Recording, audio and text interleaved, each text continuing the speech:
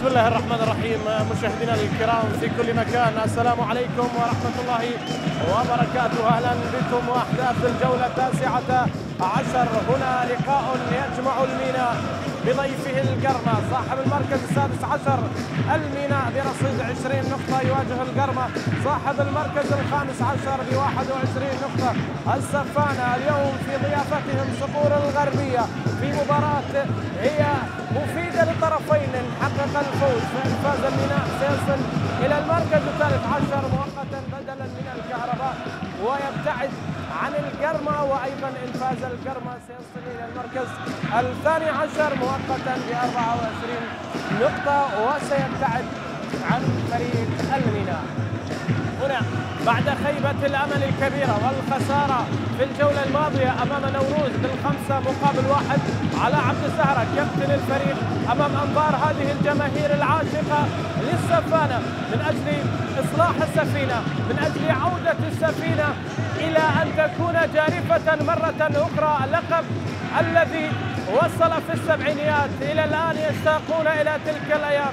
في 2004 2005 أرادوا أن يعيدوا ذات الكرة، لكن هنالك شاءت الأقدار بأن يكون اللقب جويا في ذلك الموسم. اليوم لتصحيح الأخطاء ونسيان ما فات مع المدرب الإسباني لولو بالو كورنادا يدخل أساسيا على عبد الزهرة في قيادة الطليعة. كل هذه المسميات هنا تأتي في هذه المباراة بقيادة الدولي السيد واثق محمد الذي سيقود هذه المباراة. إذن تصحيح الأخطاء بالنسبة لبابلو وبحث عن انتصار بالنسبة للسيد أحمد خلف، يكون أول انتصاراته مع القرمة، ومن 10 مباريات لم يحقق القرمة انتصار. تذكروها جيدا مشاهدينا ومتابعينا. صقور الغربية بالألوان البرتقالية والبيضاء على يمينك عزيزي المشاهد، والأزرق العريق. هنا السفانة يحاولون في هذه الكرة، والميناء على اليسار بالألوان الزرقاء. إعادة الكرة إلى الخلف بالنسبة لخيارات المدربين. نبدأ بضيوف السيد أحمد خلف يدخل مباراة محمد حميد في المرمى، الرباعي الدفاعي أحمد عبد الحسين مع محمد الباقر مع جيفرسون باهية وحسن عاشور، إشهاب رزاق وكارمو محمد مصر في وسط الملعب، وأما عبد الرضا علاء الدين الدالي منتظر عبد الأمير في الهجوم. كرة مينائية تلعب المحاولة، كيسندا يتقدم، الفرصة الآن عند كيسندا يحاول الكرة تلعب. هنا المتابعة تأتي لكن أندري صناطي لم تأتي مع الكرة وبالتالي تذهب إلى خارج أرضية الملعب. رمية جانبية من الجانب المقابل، جعفر شنيشل بدل عبد السليم حماد في مباراة اليوم في المرمى. خط الدفاع عباس ياس، تاكوارا، حيدر سالم، مهدي هاشم. وسط الملعب كليش روبن لوفيلو، اسامه عنبر، وكذلك رونسون كيسندا، اندري صناطي، على عبد الزهرة وباولو في المقدمه. هنا المحاوله والكره في الخلف، حيدر سالم عطار مصدر الامان، مصدر ثقه في قلب دفاع الميناء. اعاده الكره الى الخلف، الفرصه تلعب الان، لكن هنا تغطيه من البرازيلي جيفرسون باهيا. جيفرسون يلعب كره الى الامام، واصله في وسط الملعب، تعود الى كارمو. المحاوله عند الانغولي هيرنيلسون. كارمو يلعب كره الى الامام، محاوله وانفراد الدالي من اجل الهدف الاول. الله، مرور رائع وانطلاقه رهيبه للدالي، لكن هنا سائل في المرمى جعفر شنيشل. يتألق الحارس الشاب هنا ابن المدينة، يقف سدا منيعا امام محاولات علاء الدين. وعلاء الدين في النهار لا ضوء للمصباح يبان، وعلاء لا يبان له ضوء في هذه اللحظات. كرة خرجت إلى خارج أرضية الملعب، تصدي رائع بارع من جعفر، متابعة تاكوارا، لكن الغريب المحترف العائد من الدوري الإيراني علاء الدين الدالي هنا يصاب على، وهنا يضيع الكرة لصقور الغربية. علاء الدين الدالي في هذه اللحظات أمامك، علاء الدين الذي يضيع الكرة ويسقط على أرضية الملعب. السوري القادم من غادور مالو الإيراني هنا في ثالث تجربة في الكرة العراقية بعد تجربة أمانة بغداد ونفط ميسان. هنا الكرة تلعب، المحاولة تصل لصالح القرمة، في منطقة الجزاء، لكنها المرتدة الآن لصالح الميناء. كليتشلوفيلو يلعب كرة كيساندا، كيساندا يتقدم يحاول فيها الكونغولي، يتقدم الآن يغير في اتجاه اللعب على عبد الزهرة، وهنا المحاولة لا تصل الآن إلى علاء. الفرصة عند سناطي، أندري يلعب الكرة عالية ممتازة، في توقيت ممتاز ظهر محمد الباقر وأنهى على المحاولة الأخيرة، لولاها لكنا على موعد مع الهدف الأول. علاء عبد الزهرة كان في مواجهة المرمى، لكن خروج لمحمد الباقر، وبالتالي كرة وصلت إلى محمد حميد. الفرصة الآن تصل لمصلحة لاعبي فريق القرمة في هذه اللحظات. الفرصة عند محمد مصر الذي يعطيه المدرب السيد أحمد خلف حرية في التقدم إلى الأمام أكثر مما كان مع المدرب البصري السابق السيد غازي فهد. الكرة تلعب والمحاولة تصل الآن لمصلحة أندري سناطي، يتقدم أندري يصل إلى الأمام، أندري يبحث عن زميل، كيساندا وحيدا، أندري إلى علاء، الكرات السهلة، علاء يلعب كرة إلى عباس ياس اليساري يلعبها مع كيساندا، رونسون كيساندا يلعب الكرة في وسط الملعب لصالح لاعبي فريق الميناء، تعود إلى كليتشلوفيلو الغابوني القادم في بداية الموسم من نادي الصور العماني. يلعبون كرة في وسط الملعب، العائد للتغطية علاء مع مساندة زملائه في بناء الهجوم. كرة تصل، هنا الخروج الذي كان من أسامة عنبر أيضا لاستلام كرات، لكن حيدر سالم يلعب كمحور، يلعب كقلب دفاع، يدير الكرة في الخطوط الخلفية بشكل ممتاز. تاكوارا يعيد الكرة في الخلف، المحاولة تصل إلى حيدر سالم، الزيمبابوي مرر إلى حيدر وهنالك بحث عن ثغرة، لكن الأنغولي كارمو يتدخل وكرة تعود مرة أخرى في الوسط إلى كارمو، العائد إلى الخلف، كارمو يبحث عن زميل، يلعب الكرة مع البرازيلي باهيا جيفرسون يلعب الكرة مرة أخرى لصالح حسن عاشور، عملية تقدم من حسن، يبحث عن زميل، هذا كارمو، المحاولة تلعب الآن، كارمو يتقدم يبحث عن زميل، كارمو يعيد الكرة على الطرف، هنا جيفرسون باهيا، شهاب رزاق، المساندات مع تعليمات السيد أحمد خلف، استحواذ للكرة في هذه اللحظات من جانب فريق القرمة. كارمو يلعب كرة إلى الأمام، عملية الهروب الآن محمد، الفرصة لكنها تصل إلى أحضان حارس المرمى. غاية وتسلل في اللقطة الماضية، وبرافو جعفر شنيشل، التوقيت ممتاز من حارس المرمى في ثاني محاولة على جعفر. الكرة التي وصلت إلى أحضان جعفر شنيشل،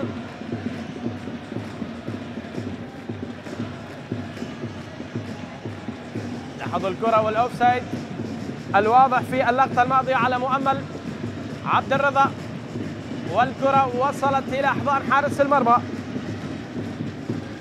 كرة إلى الأمام، ممتاز الخروج بالكرة من جانب علاء عبد الزهرة، إعادة الكرة في الخلف، مؤمل في واجب دفاعي، أحمد عبد الحسين، كرة خاطئة الآن تصل إلى علاء عبد الزهرة، الفرصة الآن، المحاولة عند كيساندا مع علاء، تكتيك ممتاز، روح جديدة في الفريق، علاء يلعبها عالية ولكن التدخل في وقت من ماديرا، وكرة تلعب في الخلف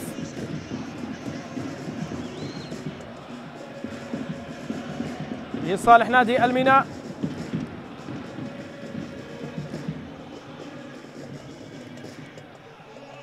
كرة عند حيدر سالم، حيدر تبادل الكرات والمحاولة التي تصل في هذه اللحظات لصالح لاعبي فريق الميناء، كرات متبادلة ممتازة عند أسامة عنبر، الوافد من البرتقالي الآخر كهرباء،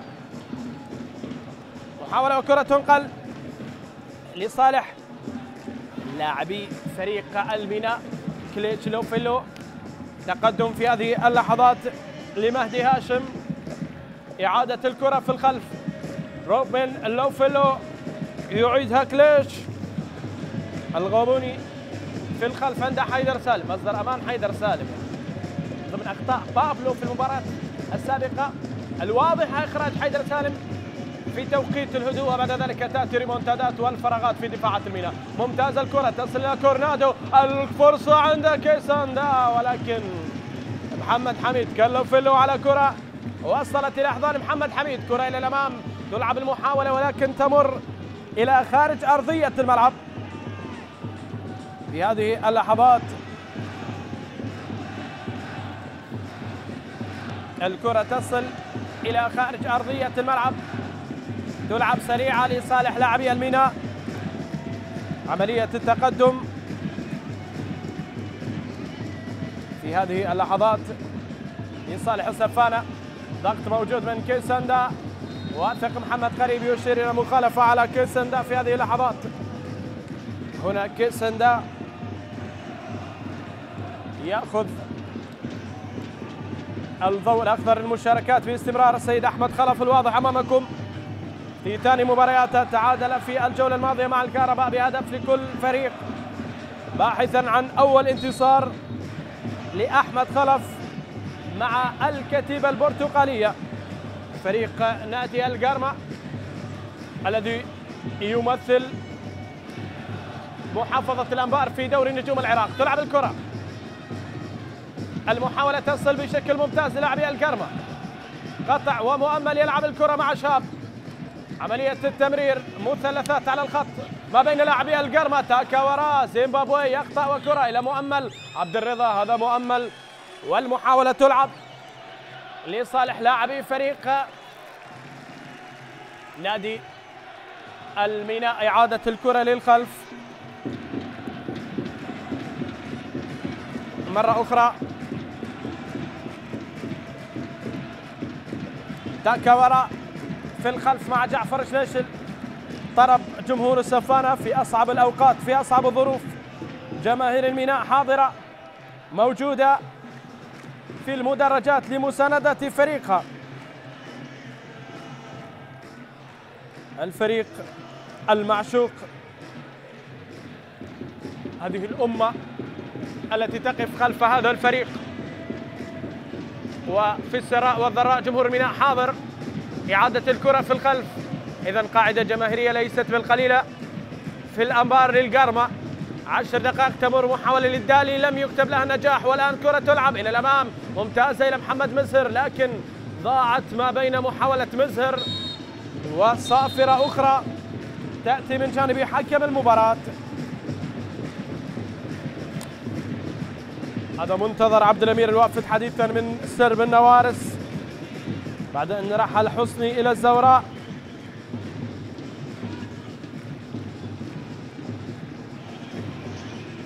أتى بدلا عنه منتظر عبد الأمير، وهنا المخالفة التي يعطيها حكم المباراة على منتظر عبد الأمير.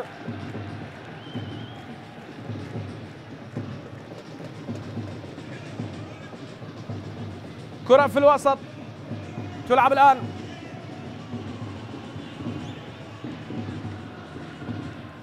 محاولة لصالح حيدر سالم، حيدر لعبها بشكل ممتاز في وسط الملعب.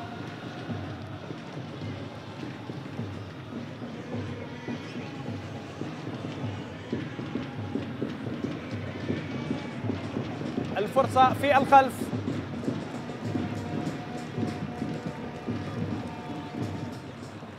تلعب الآن على الطرف، المحاولة لا زالت عند مهدي هاشم، يلعب كرة عرضية لكن منتظر بدور دفاعي ممتاز.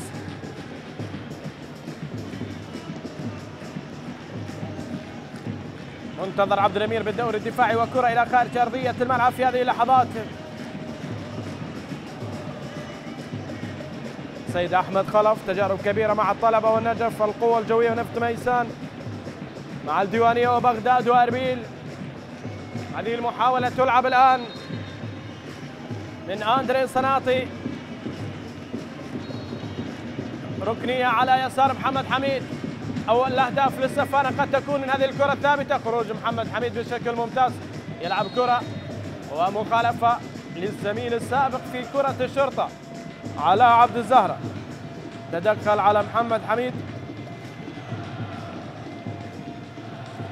وأخر تمرير الكرة من محمد حميد. حيدر سالم مع جعفر شنيشل، برافو جعفر. هنا المحاولة والكرة التي تلعب مرة أخرى لصالح الميناء. إعادة الكرة في الخلف. هذه اللقطة التي تدخل فيها على عبد الزهرة مع محمد حميد، وهنا كرة تلعب عالية. كيسندا يلعبها باتجاه الصناطي أندري، لكن ضغط وكرة عند حسن عاشور.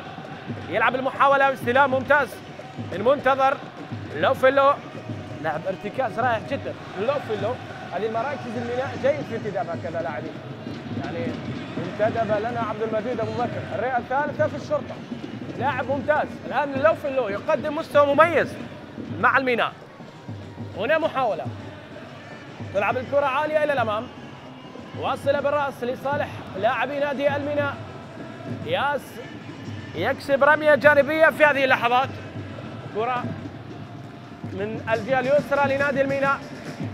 هذا عباس ياس، لاعب من الفئات العمرية لنادي الميناء، 21 سنة. يلعب الكرة مخالفة للوفيلو، أما مخالفة أو هذا كيسندا، رونسون كيسندا في وسيلة. رونسون كيسندا مخالفة على شاب رزاق، النجم الكروي سابق رزاق فرحان ومدرب القوة الجوية والكرخ ونفط ميسان. الكرة تلعب مرة أخرى في الخلف، تصل إلى جعفر جليشل، يلعب الكرة عالية في وسط الملعب. حذر كبير من الطرفين، يعني ما بين فريق خسران بنتيجة كبيرة ويريد مصالحة الجماهير الغاضبة، وفريق وافد إلى أقصى الجنوب حتى يحقق انتصار. هذا المغزى الذي ذهب من أجله فريق الميناء إلى البصرة. هنا عفوا فريق القرمة. هنا التدخل على ماديرا ومخالفة في هذه اللحظات لصالح محمد الباقر كريم. كرة تلعب، الفرصة الآن لمؤمل عبد الرضا. الخروج بالكرة لم يكتب له نجاح بالنسبة لمؤمل عبد الرضا. تقدم منتظر مع محمد مصر مع مؤمل والسيد أحمد خلف الذي يلعب بنظام 4-2-3-1. نفس النظام يلعب بابلو جارانديز الإسباني مدرب الميناء، وهو ليس المدرب الأول للميناء، المدربين المحترفين خارج البلاد من الجنسيات العربية. تواجد حسام السيد وفجر إبراهيم من سوريا العربية، أيضا الروماني إيوان مع فاليرو. درب الميناء دنماركي هانسون في الستينيات، واليوم بابلا جرانديس يتواجد على المنصة الفنية لفريق الميناء. كيسندا مع لوفيلو، برافو كليش، يلعب كرة إلى الأمام. المحاولة تصل في هذه اللحظات إلى هاشم مهدي، يلعب الكرة بشكل ممتاز مهدي هاشم. كرة من حيدر سالم، حسن عاشور ياخذ كرة يلعبها إلى كارمو، هيرنلسون كارمو بذكاء ياخذ مخالفة ضربة حرة مباشرة لصالح لاعبي فريق القرمة. تلعب المحاولة، كارمو يعيدها في الخلف، تقدم من ماديرا.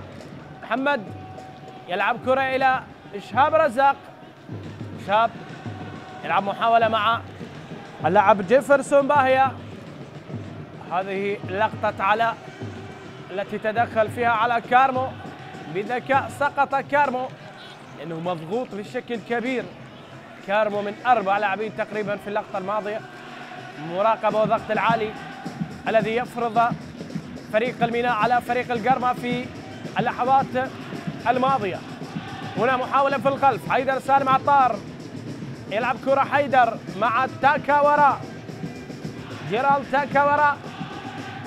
هنا أول مباراة في الموسم فاز فيها الميناء على الحدود بهدفين مقابل هدف. الميناء الذي حقق 5 انتصارات، القرمة أيضا حقق 5 انتصارات. الميناء تعادل في 5 مباريات، القرمة في 6، والميناء خسر 8 مباريات و7 مباريات خسرها القرمة. أندري سناطي القادم من نادي سيريوس السويدي، يلعب الكرة مستعجلة. تاكاورا يرتكب مخالفة، بينما حكم المباراة يعطي فائدة الآن. مؤمل عبد الرضا المحاصر يعد كرة لأحمد عبد الحسين. شهاب الرزاق أخذ كرة يلعبها باتجاه منتظر عبد الأمير. منتظر يحاول العبور، المرور، تدخل لا مخالفة يقول حكم المباراة. مهدي هاشم راح يلعب الكرة إلى الأمام. عملية التقدم الآن من جانب لاعبي فريق الميناء. أندري الصناطي بروح رياضية يلعب الكرة إلى خارج أرضية الملعب. رمية جانبية ومنتظر عبد الأمير يطمئن على سلامته سيد واثق محمد، بينما غضب من أحمد خلف.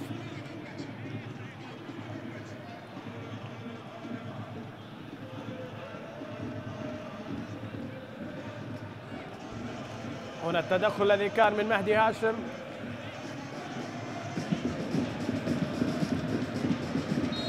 لاحظ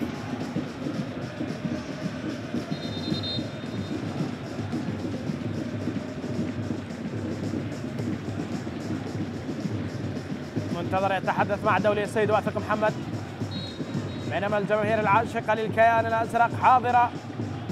لن تسير وحدك وخلفك أم، هكذا يقولون في البصرة بالنسبة للميناء وجماهير الميناء. في الأنفلت يقولون لن تسير وحدك أبدا، هنا يقولون لن تسير وحدك وخلفك أم، وهذه الأمة حاضرة. أولترا سفانة للتشجيع. هنا كرة تلعب في الخلف، تاكاورا من أجل عودة سنين المجد. الميناء يحاول، والمحاولة للقرمة. صقور الغربية تريد التحليق في البصرة.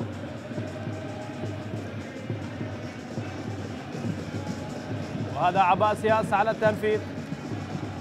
رمية جانبية، هل تسمح كتيبة بابلو بأن تحلق الصقور هنا في ملعب الفيحاء؟ كرة تلعب الآن، مرور ممتاز من كيساندا، يلعب كرة سهلة. كارمو كليتش ياخذ كرة، كليتش يغير في اتجاه اللعب بشكل ممتاز. أندري صناطي لاعب مهاري يلعب كرة إلى مهدي هاشم. مهدي يلعب الكرة على الطرف. أسامة عنبر اليماني يلعبها بشكل ممتاز إلى مهدي هاشم. راح مهدي يبحث عن كرة عرضية تلعب الآن، تعود إلى مهدي هاشم يأخذ من خلالها رمية جانبية.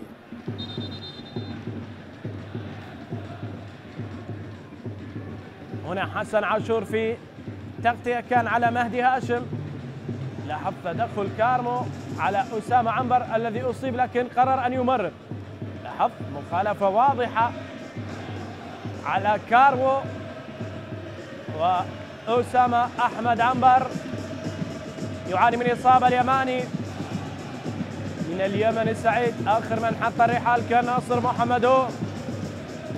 هنا تفاعل جمهور الميناء، وهنا الإسباني لولو بالو كورنادو عنده 3 أهداف مع سفانة. هدف جميل جدا في مرمى القوة الجوية بالنسبة لكورنادو الذي أيضا سجل في مرمى ديالا، سجل أيضا في مرمى نوروز من ركلة جزاء. الموجودين في أرضية الملعب على عبد الزهرة هدفين، كورنودا 3 وأندري صناطي هدفين. يتحدث بابلو كارانديز مع المساعد.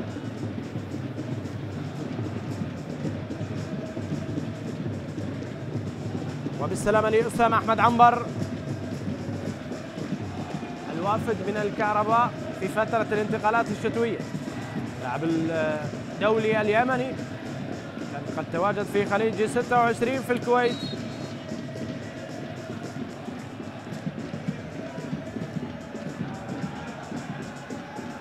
إذن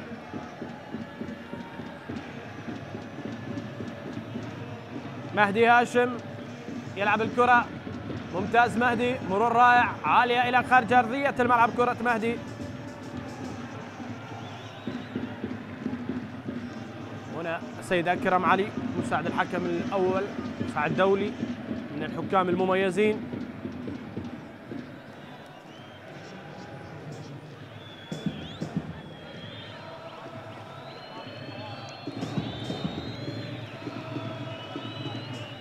هنا كرة في الخلف،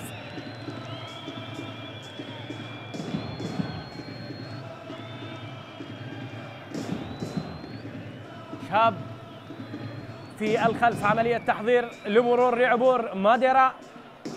يلعب الكرة محمد الباقر، ممتاز.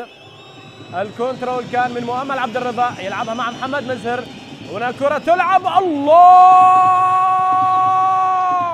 جول جول جول، أول لصقور الغربية بكرة رائعة إنجليزية تامة من مؤمل عبد الرضا على طريقة الإنجليز، اقتباس من البريمير ليج يأتي به مؤمل ليضعها في مرمى جعفر شنيشل. عالمية يا مؤمل، خرافية يا عبد الرضا، وفرحة جماهير القرمة، فرحة جماهير صقور الغربية. هدف رائع، هدف جميل. لاحظ كرة مؤمل أخذها، شاف المرمى وسدد، وضعها فين؟ وضعها في الزاوية التي لا يراها أحد ولا يصل إليها شنيشل. إحساس كبير عند مؤمل بأن جعفر متقدم على المرتاح، سدد في وضع ومكان يجب أن يكون فيه مؤمل مضغوط، وكرة رائعة جميلة رايحة إلى مرمى جعفر، ذاهبة إلى شباك جعفر، والكرة الأولى من مؤمل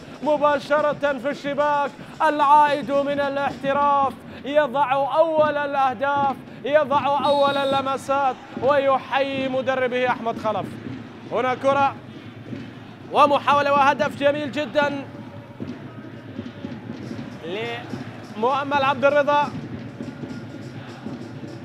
في مرمى فريق الميناء.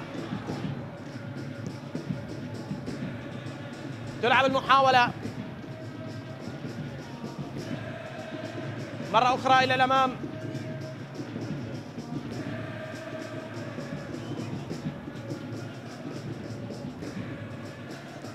تاكا وراء، تلعب الكرة ما بين جعفر والمدافعين في وسط الملعب. كارمو، حيدر سالم، كليتش لوفيلو، حتى وين يسقط يتحكم بالكرة كليتش لوفيلو. كيساندا، عباس ياس، محاولة إلى الأمام، تلعب بشكل ممتاز. أندري مع هاشم، هاشم يتقدم، جرأة كبيرة عند مهدي هاشم، لاعب ممتاز. والكرة التي تلعب الآن تذهب إلى رمية جانبية، يتركها حيدر سالم من أجل الواجب الدفاعي.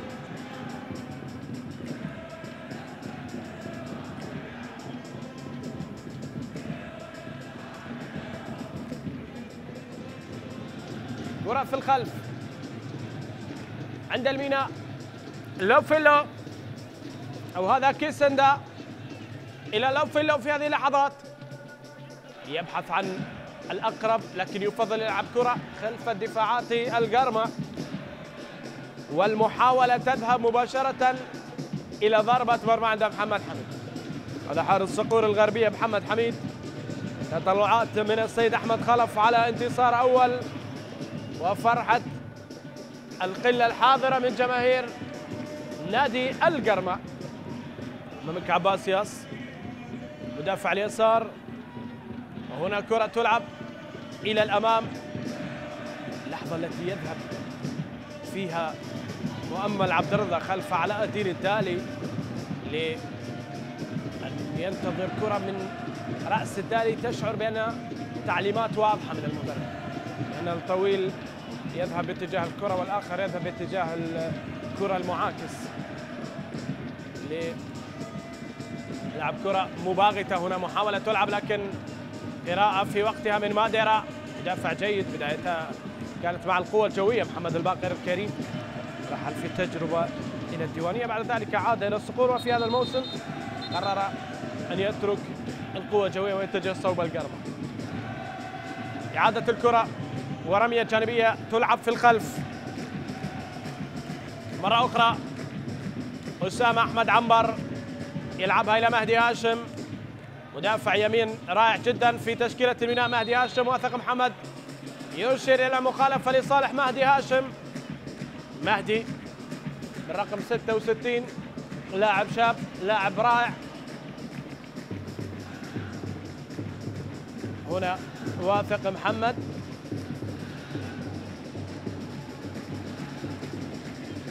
يشير بمخالفة على محمد مزهر، تدخل على مهدي. لاحظ من هذه الحالة هنا المخالفة، لذلك الحكم أشار إلى خطأ.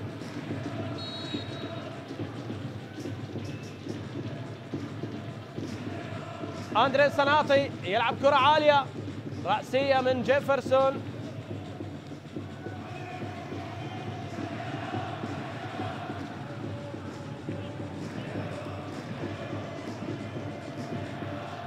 والكرة تذهب إلى خارج أرضية الملعب.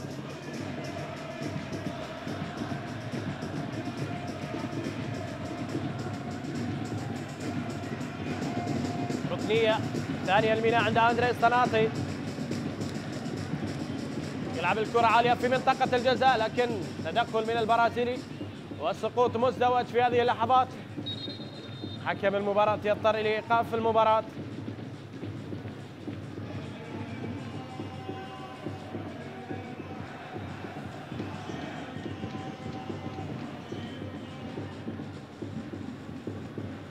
تشاهد جماهير نادي القرمة المتفاعلة مع الحدث. السلامة للبرازيلي جيفرسون باهية. لاحظ التدخل علاء مع جيفرسون والسقوط لعلاء وجيفرسون. السلامة بالسلامة لعلاء عبد الزهراء قائد الخلوق، وللجيفرسون باهية المحترف البرازيلي لنادي القرمة. لا نتمنى أن نشاهد هكذا إصابات في دورينا. بابلو بعض يقول إنها أيام الأخيرة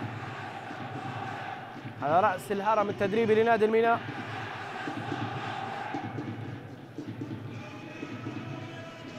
لكن أمور لم تأتي كما خطط لها مع بابلو. هنا الخروج لجيفرسون باهية البرازيلي صاحب 32 سنة. باهية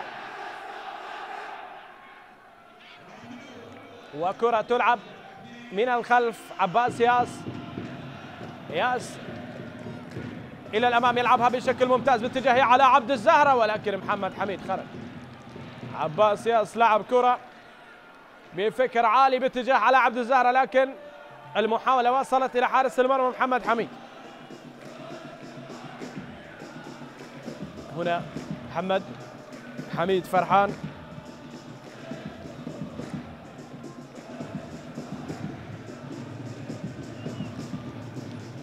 كرة تلعب، محاولة على لولو بالو كورنادو. مهدي هاشم لاعب من شباب النادي، مهدي يحاول مهدي بشكل ممتاز، لف ودار وسدد كرة صدها حسن عاشور بشكل ممتاز. كان حسن يراقب الكرة. أندري صناطي لاعب مهاري، يلعبون كرة حذاري من الخطأ في هكذا أماكن. خروج من مؤمل عبد الرضا للضغط، وحيدر سالم يغير إلى كيسندا. تقدم عباس ياس، كيسندا يحاول المرور، فرصة الآن. الحكم بذكاء يعطي إتاحة الفرصة. عنبر يلعب الكرة إلى هاشم بشكل ممتاز، لكن التدخل والكرة تلعب إلى دالي. يلعب الكرة محمد مزهر، مؤمل بالاتجاه المعاكس لوحده. محمد يبحث عن مؤمل أتى، ومحمد يحاول لمسة وهاتوا خذ جميلة، لكن تاكا وراه. قطع الجملة التكتيكية على فريق القرمة. عباس ياس بخروج جديد. كيسندا شكل الميناء بدأ يتقدم باحث عن هدف التعادل. المحاولة تلعب في انتظار تمريرة من كيسندا. عنبر واحدة جميلة يا عنبر، لكن يفضل العودة إلى الخلف. أسامة عنبر مع كرة تلعب، هذا كليتش لو فلو، لعب كرة إلى أندري صناطي، منتظر عبد الأمير مع حسن عاشور. مزهر إلى كارمو. جيفرسون محاولة الخروج بالكرة بسلاسة، تلعب من حسن عاشور خاطئة. ليش لف ودار. ليش يبحث عن من هو قريب، لكن مخالفة على علاء الدين الدالي في هذه اللحظة. هذا الغابوني كليتش روبي لوفيلو، 26 سنة للوفيلو. تدخل على دالي ومن دالي على لوفيلو وعلاء الدين. ربما كان يعترض على لقطة احتساب المخالفة الأخيرة. أندري صناطي يقف على كرة، يبحث عن علاء عبد الزهرة واتاكا وراء لولو باولو كورنادو، والكرة تعود إلى مهدي هاشم. اسماء الشباب في الميناء تحذو حذوها. غياب مسلم موسى، غياب محمد خضير، وغياب كرار جعفر مع عفوا محمد غالب مع كرار جعفر في رحلة ومهمة مع المنتخب الوطني للشباب. تلعب كرة صناطي مع مساندة من كيسندا، محاولة إلى كورنادو. كيسندا قد يسدد، ولكن تدخل ممتاز من شهاب رزاق بذكاء. مهدي هاشم عالية الكرة، محمد حميد خرج من مرماه وأخذ الكرة. محمد حميد وقف على كرة وتمكن من الوصول إليها. محمد حميد فرحان يلعب محاولة إلى الأمام في كرة تعود مع مؤمل عبد الرضا. مؤمل أيام مع الزوراء وأمانة بغداد، وأيضا لفترة من الفترات مع الطلبة، موسمين لمؤمل عبد الرضا. هنا الخروج الرائع والبارع من محمد حميد في الوصول لكرة هي رايحة لرأس باولو كورنادو، لكن التوقيت والجرأة من حارس المرمى حسم الموقف. أحمد عبد الحسين استغنوا عن ناجح الفرجاني وأتوا بحسن عاشور ليتمكنوا من الحصول على لاعب في قلب الدفاع. خروج من جعفر شنيشل، تلعب النار يا جعفر، ومحاولة تلعب من كليتش إلى الأمام إلى أندري صناطي. صناطي يتقدم أندري على الجهة اليمنى للميناء، اليسرى لفريق القرمة. أندري يلعب كرة وجيفرسون باهية. الكرات الهوائية اعتبرها ليست حل في ظل هذا الخروج الدقيق من حارس المرمى والمدافعين لحسم الكرات الهوائية، بالتالي عليهم تغيير أسلوب اللعب في الكتيبة الزرقاء. لولو باحث عن علاء، وعلاء يلعب كرة إلى كورنادو، وكالعادة الكرات الهوائية أمام ديرا أم باهية.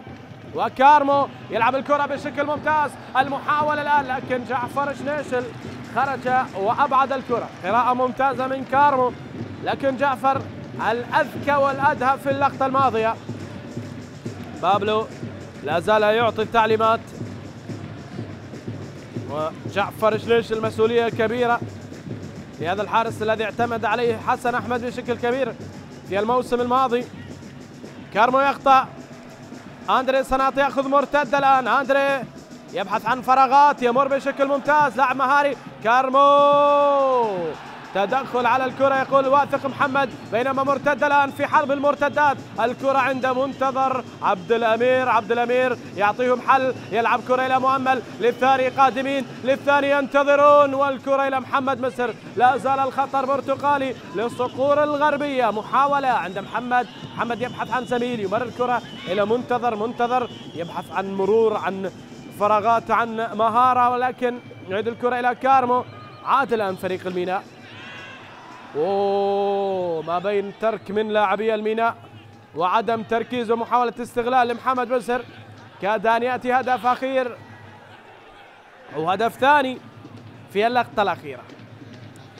عباس ياس يلعب الكرة، عباس. كارمو، كرة رأسية من الكونغولي ومن الأنغولي. كارمو أنغولا، دولة في قارة افريقيا. هنا المحاولة وتعود كرة في الخلف. جيفرسون، تاكا وراء،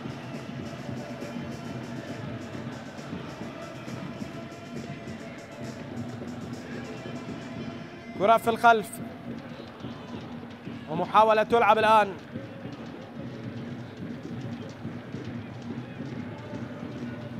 كيسندا يتقدم، يلعب الكرة عالية. أين بالو؟ سنعطيك أقرب يا كيسندا. إعادة كرة في الخلف عند أسامة عنبر. عنبر مع عباس ياس. عباس ظهير أيسر إلى علاء عبد الزهراء في الخلف. عنبر وتدخل يأتي الآن. كليتش يقطع. كليتش منتظر لمحاولة تمرير الكرة، خطأ ومخالفة على كليتش. لفلو لاحظ يحارب على الكرة، هذه أدوار لاعب الارتكاز. وهنا منتظر عبد الأمير. سيد واثق محمد قريب أعطى مخالفة على كليتش الذي منع منتظر من التمرير بأي شكل من الأشكال.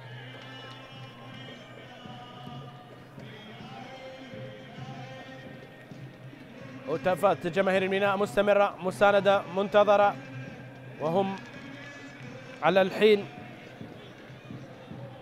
وفي كل حين موجودين لهذه المساندة. جماهير نادي الميناء في يوم الديربيين، ديربي البلاد، ديربي بغداد ما بين الزوراء والشرطة، وحرب الصدارة، وديربي مدريد هنالك في لا ليغا العراق ولا ليغا اسبانيا. مباريات منتظرة، مباريات كبيرة. وكرة تلعب مرة أخرى. بداية اليوم كانت من مباراة نفط ميسان والطلبة، وانتصار لنفط ميسان بهدف مقابل لا شيء، والكرخ تفوق على ديالا ب3 مقابل 1 في المباراتين. انتصر أصحاب الأرض. هل ينتصر اليوم فريق الميناء على القرمة؟ هل ينتصر صاحب الأرض وتستمر السلسلة حتى مباراة الزوراء والشرطة، أم إن للقرمة كلمة؟ تلعب المحاولة مرة أخرى. علاء يتابع. ماديرا أبعد كرة، ومؤمل وعباس ياس. عباس مع مؤمل. مؤمل يمرر الكرة التي تلعب إلى الأمام من جانب لاعبي فريق نادي القرمة، ومخالفة لصالح علاء الدين الدالي. دالي يحصل على خطأ. دالي ثالث هدافي الدوري الموسم الماضي، تساوي مع إبراهيم غازي ب18 هدف. نفس البنية، نفس الطول، تشابه كبير ما بين بنية الدالي وإبراهيم غازي. إبراهيم الذي أصبح في دوك، وعلاء دين الدالي الآن مع القرمة. كرة تلعب. برافو مهدي هاشم. شيء جميل أن تشاهد لاعبين شباب مع فرقهم يؤدون بشكل رائع، يأخذون أدوارهم. هذا جيفرسون عاد الكرة في الخلف إلى محمد. كرة القدم لعبة صعبة صراحة، لاعب أمام معتركات كبيرة عليه الهروب والعبور من هذه المعتركات الصعبة. هنا كرة تلعب مرة أخرى. متى تجد خروج جميل بالكرة، يتكى وراء بابلو، يعطي التعليمات. اللمسة الأخيرة صانع الألعاب الحاسم البارع يفتقد فريق الميناء. كيسندا مع مهدي هاشم. مهدي فقد الكرة ومخالفة لصالح مهدي هاشم. مساعد قريب رفع الراية وأشار بخطأ مع بطاقة صفراء لشهاب رزاق. يعني مهدي اسم شاب تشاهد على الجهة اليمنى لفريق الميناء، يقدم شوط أول ممتاز جدا. مهدي هاشم، واثق محمد على اليد التي لا داعي لها. بالسلامة يا مهدي. تشاهد مهدي هاشم أراد العبور، وهنا المخالفة كانت نعم واضح بنفس الكيفية. كان مناف أخذ إنذار وورقة حمراء في مباراة نفط ميسان والشرطة. بطاقة صفراء الآن، لأن هذه الفرصة لم ترتقي إلى هدف محقق كما كانت مع مناف يونس. انفراد غير مشروع في الكرة، وكرة تلعب من أندري سناطي، لكن الكرات العالية للقرمة. منتظر عبد الأمير إلى دالي، على حصر الدالي، سوري يلعب المحاولة إلى الأمام عن مؤمل عبد الرضا كليتش، وعنبر عاد إلى الخلف، أخذ مكان حيدر سالم أجل عملية تحريك الخطوط. ارتكاز يعود إلى الخلف، تارة يساند أحدهم على اليمين، تارة أخرى الثاني على اليسار، ويأخذ حرية حيدر سالم لأن يتقدم. المدافع دائما ما عنده نزعة هجومية، وبالتالي لعب الارتكاز لا يكون في العمق في كل حين. عباس ياس اليساري، هنا كرة تلعب إلى لوفيلو كليتش مع عنبر، عنبر يلعب الكرة، أسامة إلى كليتش، استعرض مهارته الغابوني، يلعب كرة إلى الأمام عالية، لولو كورنادو لعبها لكن لم يكتب لها نجاح، وحسن عاشور يحاول مع رمية جانبية لصالح الصفانة أو للصقور الغربية. هذا كيسندا وأحمد خلف، سينهي الشوط متقدم أم لا؟ نحن في آخر 30 ثانية أو أكثر للدقيقة الأخيرة، وبالتالي الوقت الأصلي سينتهي في انتظار لوحة الحكم الرابع لتعلن عن الوقت المضاف. 3-4 دقائق لا أكثر. هنا محاولة تلعب، عنبر يلعب الكرة ممتازة إلى علاء، ولكن قراءة محمد حميد في وقتها وحينها كانت. يعني في البوكس الحارس مع مدافعيه جيدين جدا. مزهر مع مؤمل، تفاهم كبير، تشعر بأنه من وقت طويل يلعبون سويا. هنا محاولة وكرة تلعب من مؤمل إلى ضربة مرمى وركلة مرمى. هذا مؤمل عبد الرضا الذي تقدم في الكرة دقيقتين لا أكثر، يعطيهما السيد واثق محمد. وتاكا وراء يتقدم جيرالد، تاكا وراء، كرة إلى عنبر في محاولة وتناقل كرات إلى الأمام، لكن جيفرسون خط الدفاع منظم بشكل كبير في هكذا مواقف. عبد الأمير منتظر الذي يتقدم مع تدخل في هذه اللحظات ومخالفة. تأتي الضربة الحرة أو المحاولة الآن، كرة إلى منتظر السريع، يحاول تاكا وراء لكن لا جدوى من انطلاقة منتظر. التمرير يجب أن يكون خيار منتظر في هكذا مواقف، في هكذا زاوية مغلقة. اللاعب يملك بنية قوية لتاكا وراء، بعض الأحيان تشعر أن في البنية مشابه بشكل كبير لكاليدو كولوبالي. هنا السقوط والكرة في الخلف، كليتش لوفلو مع محاولة عند مهدي هاشم. نصف دقيقة على الختام للشوط الأول، والهدف الذي سجله مؤمل عبد الرضا كان الفيصل. كرة على الطرف، عباس ياس، ومحاولات الآن. وأيها الأحبة أيها المتابعين، الحكم الدولي السيد واثق محمد ينهي أحداث الشوط الأول بتقدم القرمة على الميناء بهدف مقابل لا شيء. استراحة قصيرة وبعدها نعود وإياكم لاستكمال شوط المباراة الثاني.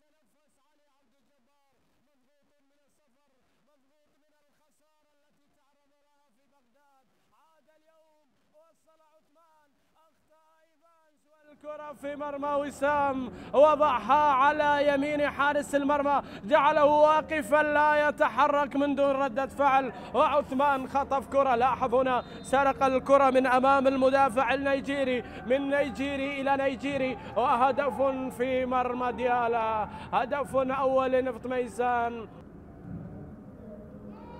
كرة تلعب ومحاولة، الله باغتني وباغت الجميع، وأتى بهدف التعادل. هنا يصحح الخطأ، هنا يعيد الفريق البرتقالي إلى التعادل. يأتي إيفانز، يأتي أندريو يسجل التعادل، ويفرح الزلفاني في هذه اللحظات. مدينة البرتقال تعيش الأفراح بعودة وتعادل البرتقالي. رأسية إيفانز صعبة على حسن، لم يقدرها حسن، تأتي في مرمى نجم، والتعادل يأتي الآن. هذا ما كان يخاف منه علي عبد الجبار، أتى وأدركه إيفانز. كرة ملعوبة لمصلحة ديالا. ناثان يحاول ينقل له كرة أمامية تصل على الطرف لمصلحة حسين، خطيرة بالراس، جول لمصلحة ديالا. ديالا جول نيز وباري. نعم، هذا الوافد الجديد، هذا الغاني برأسية جميلة وصلت عن طريق حسين يونس، وبعد ذلك وضعها صعبة على حسن نجم ليسجل ثاني أهداف مدينة البرتقال. فرحة ديالا وعشاق ديالا. وشوف الإعادة، شوف الكرة العرضية الجميلة، يا سلام يا سلام على هذه الرأسية، حلوة في الشباك. وبالتالي الأسماء الجديدة اليوم تقدم أنفسها بشكل مميز مع هذا الرجل، هذا التونسي، نعم زلفاني. وبالتالي هدف ثاني عن طريق كولنيز. وباري يبحث عن الثالث، يتقدم لحسين. حسين ممكن الكرة العرضية، خطيرين بالراس،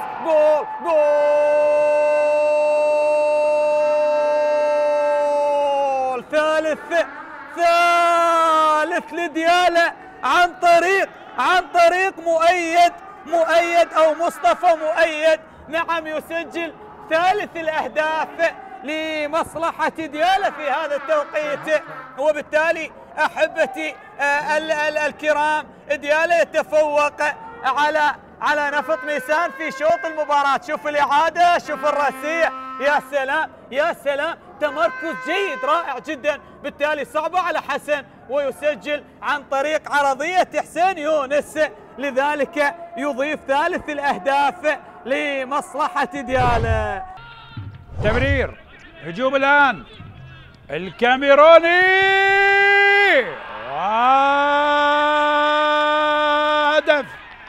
هدف هدف هدف هدف هدف هدف هدف للنفط، هدف للنفط في أسرع هدف للاعب بديل، ما طول دقيقة.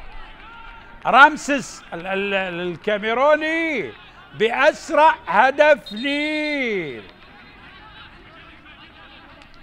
لاعب يشترك كبديل، يعني ما مرت دقيقة. هدف أول للنفط، هدف أول للنفط، هدف أول للعنيد في مرمى العميد. الله، يسارية جميلة في أول كرة يلبسها رامسيس الكاميروني، يصل إلى هدف الرابع باليسار. اصطدت بالدفاع بهدف أول لأسرع بديل، يعني أقل من الدقيقة. سريعة ملعوبة للدالي، تنقطع، طويلة الكرة، هجمة عكسية الآن، خطرة نهاد، جول! هدف أول لفريق الكهرباء عن طريق نهاد محمد يسجل أول الأهداف بالدقيقة 79 من عمر المباراة. بالدقيقة 79 نهاد محمد يسجل أول أهداف المباراة من كرة مباغتة عكسية مرتدة يتوغل من خلالها بمواجهة الحارس محمد حميد اللي كانوا يشكون أنه اللاعب في وضع تسلل. شوف الكرة انقطعت وكان هذا اللاعب البديل يوسف عمرو. شوف وانطلق نهاد انطلق وبالتالي يلعبها إلى داخل الشباك ويحرز أول الأهداف وهدف الفوز الأول لفريق الكهرباء عن طريق اللاعب نهاد محمد اللي سجل هدف الشخص الثالث في مباراتين بعد أن سجل في المباراة السابقة هدفين وأهدى ركلة جزاء. يسجل اليوم على القرمة أول أهداف المباراة. واحد الكهرباء لا شيء القرمة.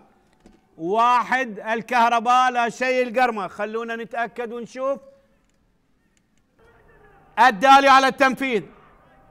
الدالي ركلة جزاء والدالي على التنفيذ. الدالي على التنفيذ الآن. قدم وجول. هدف التعادل. هدف التعادل للقرمة عن طريق الدالي من ركلة جزاء. يسجل هدف التعادل ويخرج بنقطة واحدة من هذه المباراة. علاء الدين الدالي يعادل الكفة بالدقيقة 8 من الوقت المحتسب بدل ضايع من ركلة جزاء. علاء الدين الدالي يسجل هدف من ركلة جزاء ويدرك التعادل لفريقه. ركلة الجزاء اللي تحمل رقم 74 هذا الموسم في دورينا. لجماهير نادي الزوراء وعودة الفريق لسكة الانتصارات والكرة عدت بالراس. جول يا سيف. هذا السيف القاطع لنادي القاسم. سيف رشيد يسجل الهدف الأول في شباك الزوراء. ذكرتها في الشوط الأول قلتها ممكن أن تكون هناك مفاجأة. هناك ممكن أن يكون تغيير. لا تجهل صمت العقيد. لا تجهل تكتيك العقيد. هذا أيمن الحكيم وهذا سيف رشيد. هذا السيف القاطع بهذه النقلة بهذا الاسيست الجميل وبتمريرة محمد خالد وبراسية اللاعب سيف رشيد اسكنها شباك الزوراء وسجل اول اهداف المباراة. سيف يا رشيد لا جديد على هذا اللاعب. نعم يعلن عن هدفه السادس في دوري نجوم العراق وسيف رشيد يسجل الهدف الاول لنادي القاسم. محسن التعزيز بمهاجم اخر من المدرب عصام حمد لتعديل نتيجة المباراة. هذه وصلت هناك عند الحارس ميثم. لا عد السيف. سيف الثاني جول يا سيف رشيد. الهدف الثاني لنادي القاسم. هذا السيف القاطع مرة أخرى. نعم يعلن عن الهدف الثاني لنادي القاسم. يريدونها أن تكون تاريخية مرة أخرى بهذا المرور. أسيس جميل من البديل أحمد نور لسيف رشيد. رشيد أنت المجيد يا رشيد. أنت العنيد يا رشيد. الله الله الله الله. بهذه الطريقة الجميلة سجل الهدف الثاني اسكنها الشباك. سيف رشيد بطريقة رائعة يحتفل بهذه الطريقة الجميلة. نعم يا سيف رشيد والهدف الثاني خلال تلك اللقاءات الماضية. كرة واخذ فرص. هذا اللعب الصحيح. تعود الكرة للياندرسون. لياندرسون عرضية خطيرة بالراس. جول.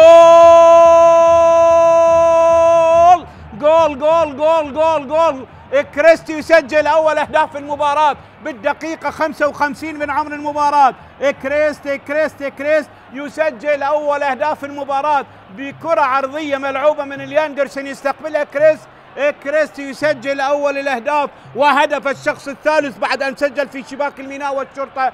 كريستي يعلن تسجيل أول الأهداف بكرة جميلة يستقبلها عرضية منطلق من خلف المدافعين. شوف لياندرسون، شوف إيزي سلم، لياندرسون حول وكرة استقبلها كريس ببراعة برأسية مرت على يمين الحارس سرهنج محسن لتعلن تسجيل أول الأهداف لفريق الكرخ. واحد الكرخ لا شيء النجف، واحد الكرخ لا شيء النجف.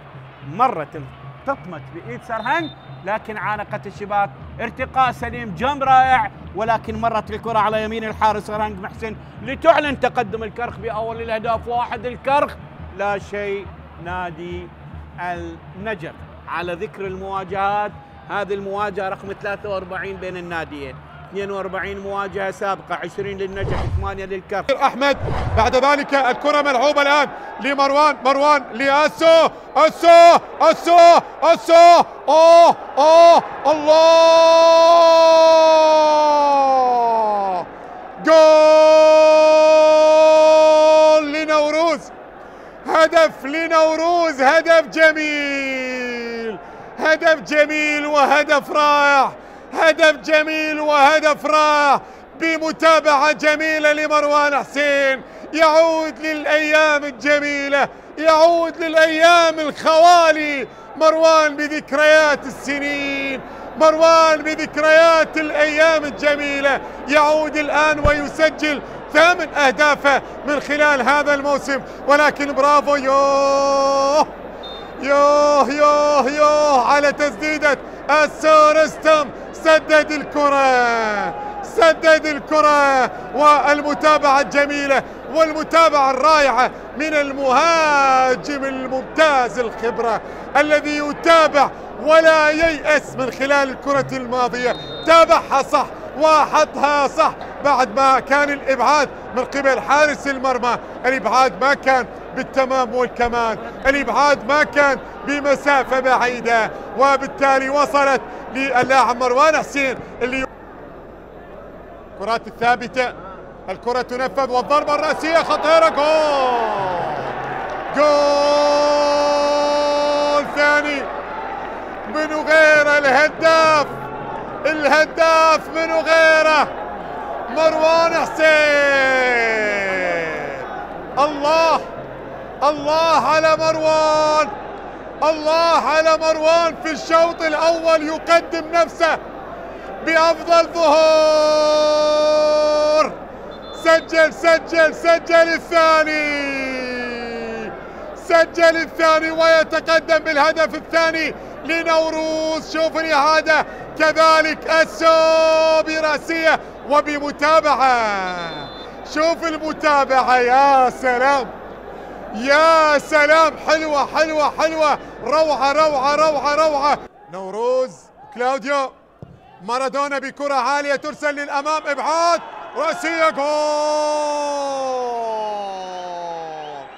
فعلها مروان حسين، فعلها مروان حسين وسجل الهاتريك، سجل الهاتريك كما فعلها في الموسم الماضي. سجل الهاتريك في مرمى الميناء، في ملعب الميناء. اليوم يعود في هذا الموسم في البصرة الفيحاء. مروان حسين يسجل الهدف الثالث، يسجل الهدف الثالث بالراس.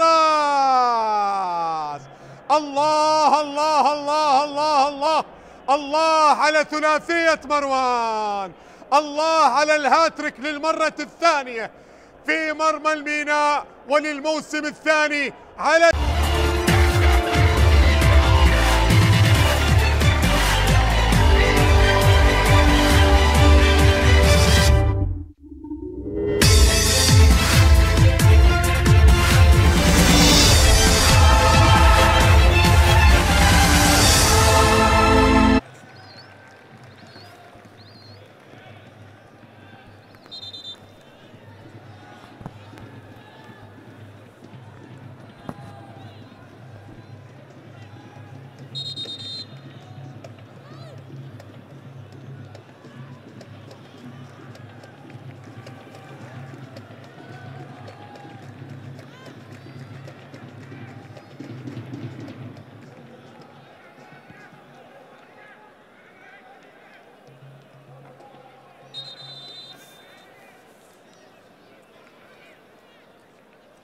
إذا مشاهدينا متابعينا في كل مكان، هنا العودة إلى أحداث شوط المباراة الثاني ما بين فريقي الميناء والقرمة. تغيير مباشر عمل السيد بابلو غرانديز مدرب فريق الميناء، حيث مباشرة دفع بحميد علي مع بداية الشوط. يا ترى من المغادر؟ الرقم 18 حميد علي. هنا دفع به السيد بابلو غرانديز. على بركة الله السيد واثق محمد. أيها الأحبة أيها المتابعين، يطلق الصافرة وأحداث شوط المباراة الثاني ما بين فريقي الميناء والقرمة. شوط أول انتهى بهدف للقرمة عن طريق مؤمل عبد الرضا في تمام الدقيقة 24. الميناء برحلة جديدة لتصحيح المسار لتعويض الخسارة السابقة أمام فريق نوروز هنا في هذا الملعب 5-1 يريد العودة والتصحيح.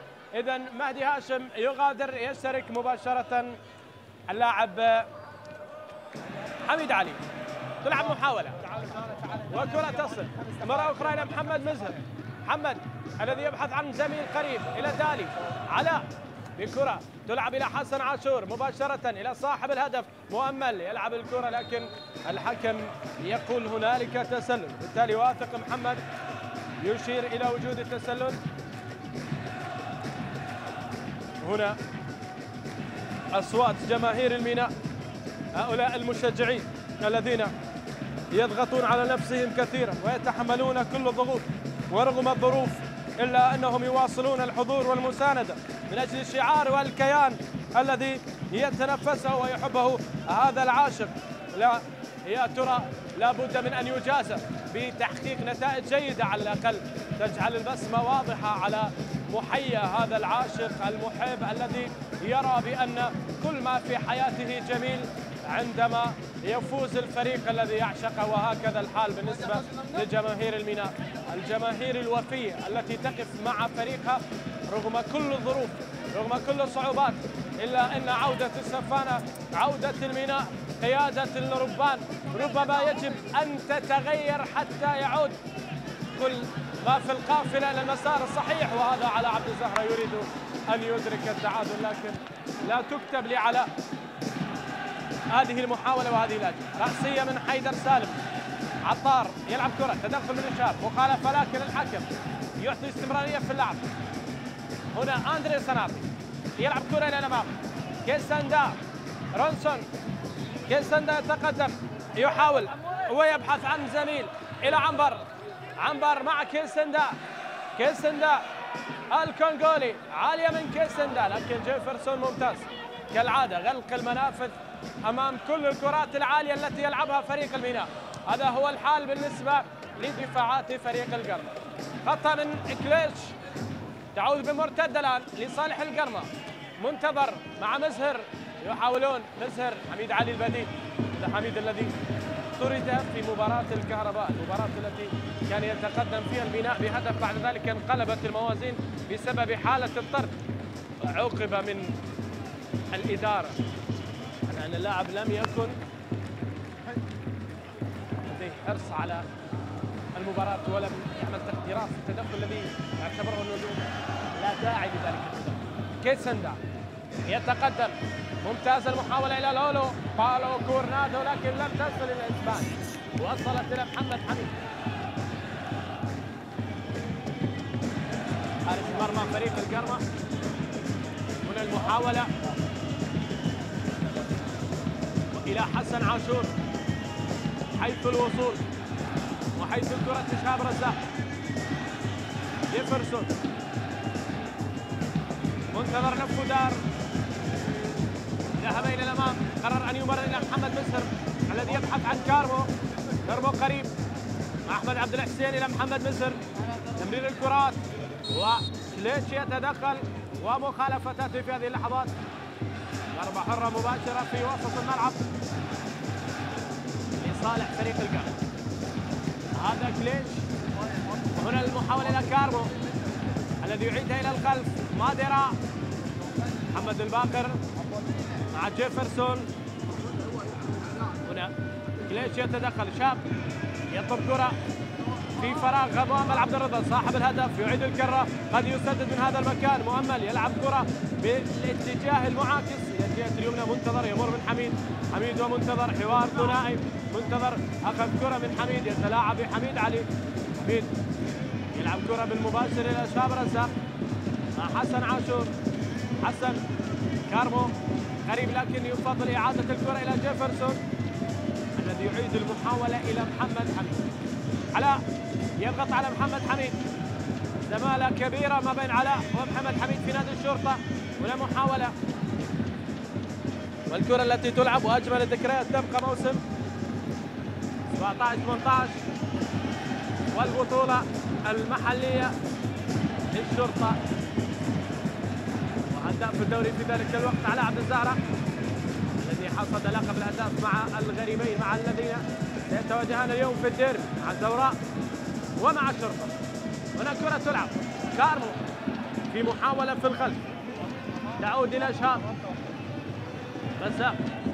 محمد مصر، محمد يحاول يتقدم الآن، وصلت الكرة إلى محمد الذي يلعبها مع مؤمل عبد الرضا، لكن هنالك قطع للكرة، ومحمد مصر غاضب من طريقة التحرك لمؤمل عبد الرضا، بينما محاولة من عباس ياس إلى حميد علي، ظاهرين بصفات عصرية، تقدم مع إضافة وتسديد على المرمى، كل ذلك موجود عند عباس ياس وحميد علي. تعود كرة مرة أخرى اليماني عنبر إلى حميد علي. حميد نزعة هجومية كبيرة لحميد، يلعب الكرة حميد علي ولكن تذهب إلى خارج أرضية الملعب. الموسم الماضي اعتقد في الجولة الثالثة سجل هدف خرافي في مرمى فريق الكرب في المباراة التي خسرها الميناء، لكن كسب هدف لحميد وكسب حميد علي. هؤلاء الشباب الذين يتخرجون من أكاديمية الميناء إلى الفريق الشباب مع السيد محمد عبد الحسين مدرب الفئات العمرية المعروف الذي حقق لقب بطولة الشباب في موسم 22 في مواجهة كانت في المباراة النهائية مع فريق شباب أمانة بغداد، مواجهة جمعت أفضل مدربين للفئات العمرية في البلاد، محمد سعدون مع محمد عبد الحسين، وركلات الترجيح ذهبت في ملعب كربلاء صوب الميناء، وما جعفر الجيش كان موجود. إذا رام جعفر، مسلم موسى، كل هذه الأسماء. الفرصة إلى عباس ياس، عباس يحاول يلعب الكرة، عباس ياس مرة أخرى إلى عنبر يلعب الكرة بشكل ممتاز إلى حميد علي، حميد والاختراق والكرة الملعوبة إلى خارج أرضية الملعب. محمد حميد يقسم بأنها ركلة مرمى، والمساعد يقول بأن هنالك ركلة. هذا منتظر عبد الأمين المنتقل حديثا من النواري، لاحظ التدخل وحميد يسقط في منطقة الجزاء، بينما هنا الأوفسايد الذي كان على مؤمل عبد الرزاق. قرار ممتاز من مساعد الحكم. والآن ركنية في هذه اللحظة، أندري صناطي على تنفيذ الركنية على يسار محمد حميد، كرة عالية ورأسية وتدخل في وقته، بينما هنا كينسندا يذهب لضغط حيدر سالم في كل الأماكن، يتواجد حيدر يلعب الكرة، كينسندا خاطئة، والفرصة الآن تلعب لصالح فريق القرمة صقور الغربية في المرتدة. الآن شاب رزاق، شاب يحاول ونجد لهداف تاريخ، لهداف وضع اسمه في البيت الجوي بأحرف من ذهب، رزاق فرحان. واليوم يتواجد الشاب بعد بدايات في القوة الجوية، بعد ذلك رحلة إلى نادي الحسين ورحلة إلى نادي الكرب، والتتويج بلقب الكأس في كوكبة من الوجوه الشابة التي أخرجها في بيت الكناري أحمد عبد الجبار، ما بين شهاب ويوسف فوزي ومصطفى وليد ومناف وحسن عبد الكريم، وتلك القائمة الطويلة لنادي الكرب. اليوم هنا يتواجد مع الكرب، كرة للسفارة للميناء بالثوب البصري، بالذكريات الجميلة، بالماضي الجميل للميناء، الميناء الذي حقق لقب بطولة الدوري في موسم 77-78. وهذه كرة تلعب وحميد يلعبها بشكل ممتاز، لا زالت المحاولة. هنا كيسندا قد يمر، ينجح في المرور، يلعبها عالية وعلاء وحميد من أجل التعادل، لكنها ذهبت من أجل استعادة الذكريات الجميلة، من أجل الماضي الجميل، الماضي الرائع في توقيت لم يكن شيئا يذكر بتاريخ وتأسيس لنادي القرمة، ولم يؤسس القرمة، فاز الميناء باللقب 77-78. وهذه محاولة علاء وسبقها حميد بالكرة، والآن مع حميد، ولكن كرة حميد إلى خارج أرضية الملعب. خبرة لها دور في هكذا كرات، في هكذا توقيت، في هكذا ظروف. ومحاولة تلعب الآن، تعود للميناء. عنبر بالكرة والفرصة عالية إلى الأمام، تلعب لصالح حميد علي. حميد مع العرضيات من أجل الكرات العرضية التي لم ينجح فيها بشكل كبير مهدي هاشم، يريدها الآن بابلو مع حميد علي. مرة أخرى تلعب كرة، لكن كارمو قراءة ممتازة، تعود كرة، تمريرات شهاب واصلة إلى حسن عاشور. حسن والمحاولة إلى خارج أرضية الملعب في هذه اللحظات. رمية جانبية.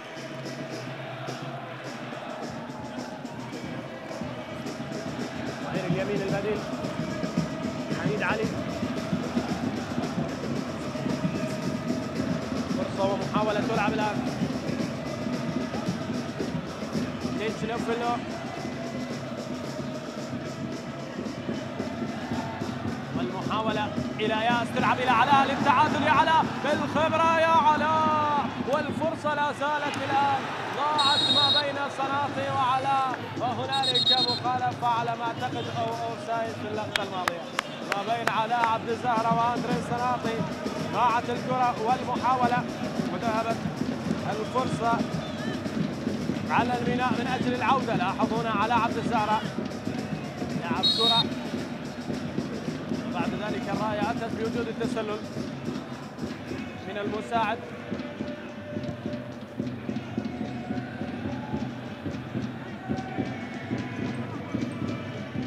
تعود الكرة عالية.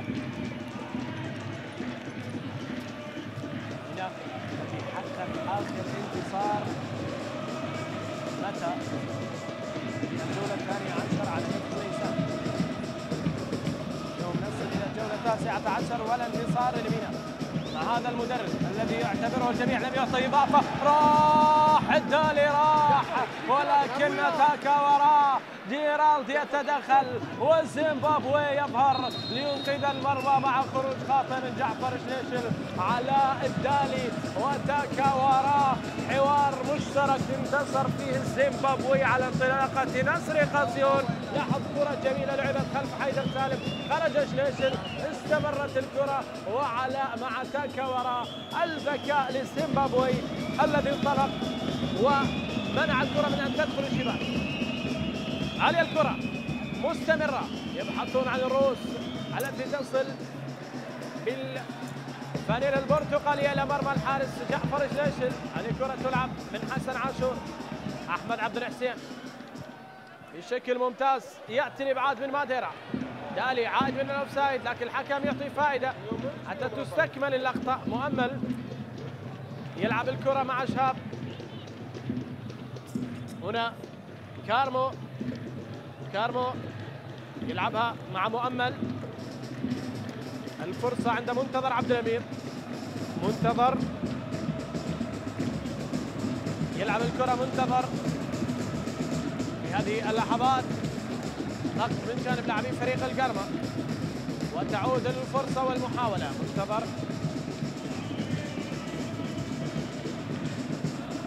والكرة تتحول على الجهة اليسرى من يتقدم من محمد مسهر إلى كارمو يلعبها ممتاز. الآن الفرصة إلى مؤمل من أجل الثاني، لكن مرة ثانية تاكاوارا.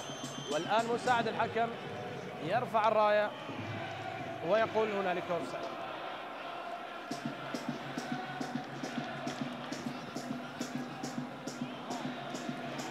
هنا مؤمل عبد الرضا كان في موقف متسلل بشكل صريح جدا.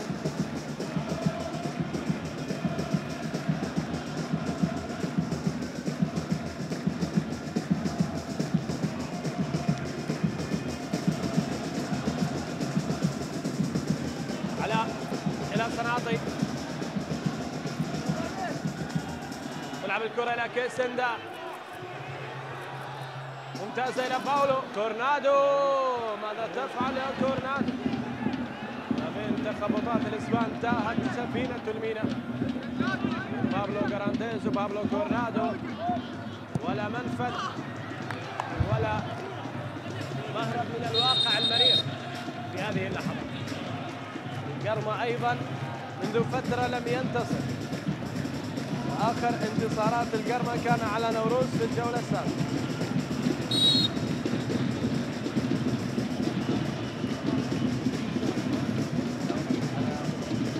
لقطة ممتازة هنا، المحاولة والفرصة إلى دالي، يترك الكرة. تعب على الدين، محاولة مرة أخرى. آخر انتصار للقرمة كان على النجف في الجولة 14 بهدف مقابل لا شيء، والنجف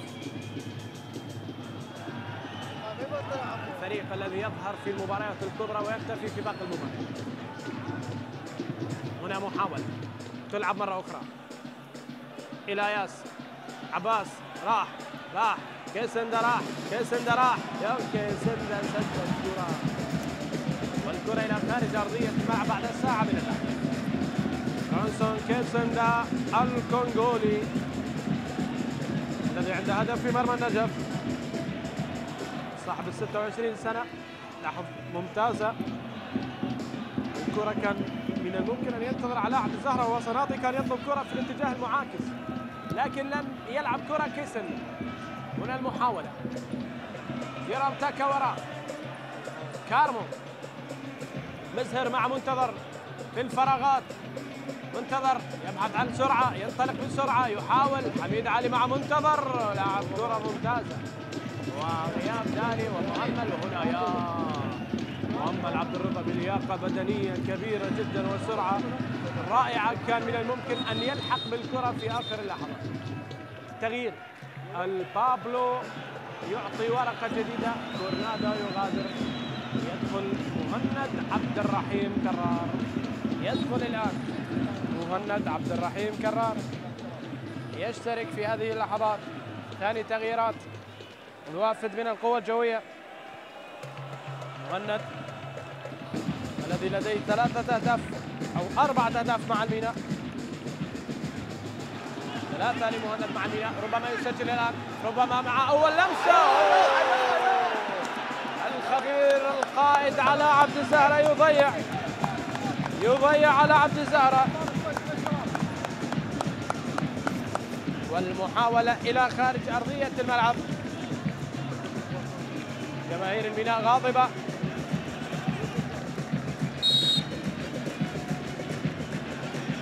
لاحظ هنا الكرة كيسندا مر، راح إلى منطقة الجزاء، أعطى كرة على الطبق من ذهب لعلاء، وعلاء ضيع طريق المرمى، ضيع سبيل الوصول. علامات الشيخوخة يا علاء، 37 سنة لعلاء عبد الزهرة، نجم السابق الشرطة والزوراء ودهوك. هنا في البلاد مع الوكرة، مع الخور، مع مسكرمان، مع الخطوط، تجارب علاء، لا تجربة جديدة. كرة تلعب إلى تاكا وراء، يرام تاكا وراء، يلعب المحاولة، تاكا وراء، هذا كليب لو فيلو إلى تاكا وراء. هنا يحاول يلعب الكرة بشكل ممتاز إلى حيدر سالم، عطار الكرة، محاولة الآن حيدر إلى علاء زهرة، الفرصة يقطعها أسامة عنبر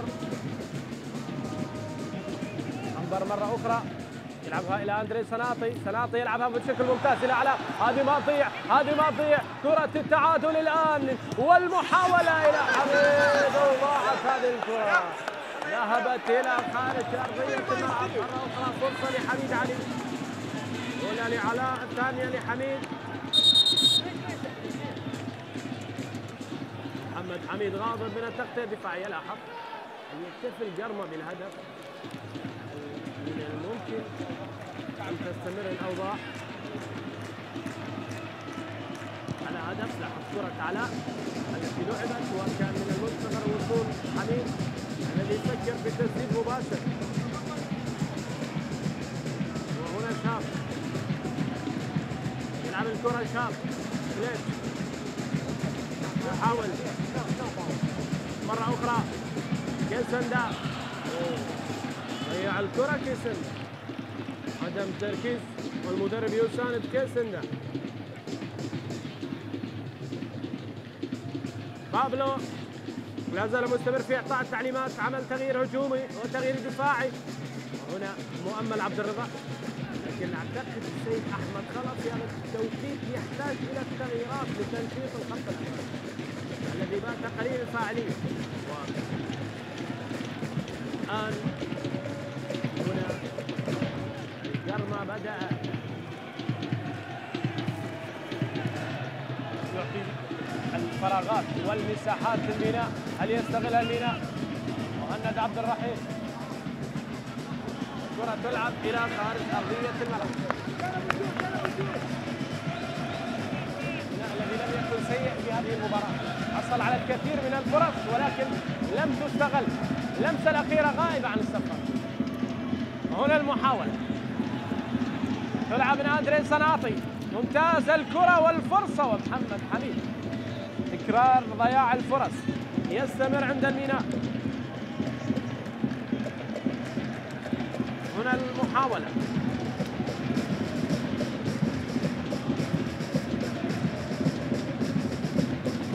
الفرصة الآن لصالح الدالي، ولكن تدخل حيدر سالم بشكل ممتاز مع مطالبات من علاء الدين الدالي بوجود ركلة جزاء.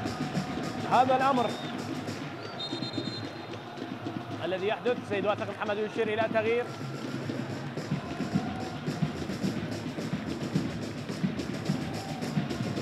ثلاث تغييرات كما قلنا، تنشيط الخط الأمامي والخط الخلفي. محمود خضير مع أيضا محمود خليل والمحترف يوسف أومارو يشترك الآن. دالي يغادر ويشترك بدلا عن محمود خليل، والآن يوسف أومارو.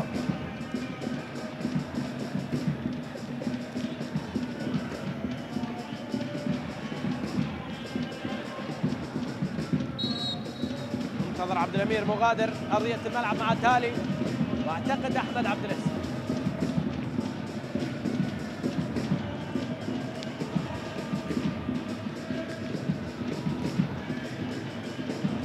هنا كرة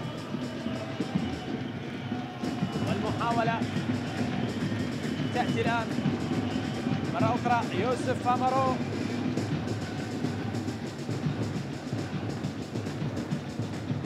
يجري. هنا المحاولة وكرة تلعب. فرصة كبيرة للقرمة ولكن ضاعت المحاولة. لا زالت الكرة بمرتدة للسفانة. الفرصة تلعب ولكن تدخل بشكل ممتاز من ماديرا. تعود الكرة، لا زالت للميناء. كليتش يعيد المحاولة. حيدر سالم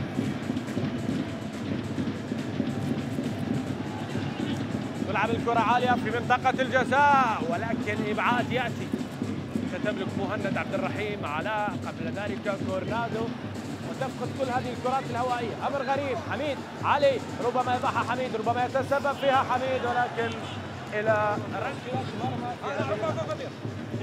هنا الكرة إلى ركلة مرمى. محاولة كانت حاضرة.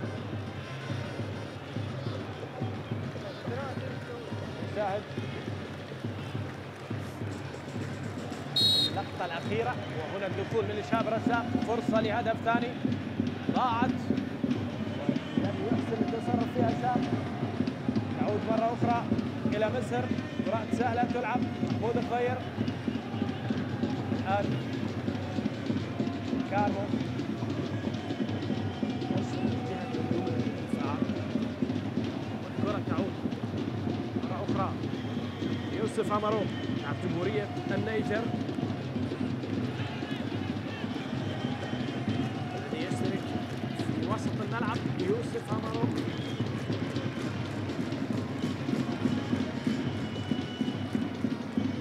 تعود الكرة خطأ ومزهر مع محمود خليل. محمود يمر بشكل ممتاز إلى محمد مزهر بكعب القدم. هنا كرة والفرصة تلعب كرات شخصية مع تفرد من دفاعات الميناء من كل هذا الاستعراض. شاب يلعب الكرة، شاب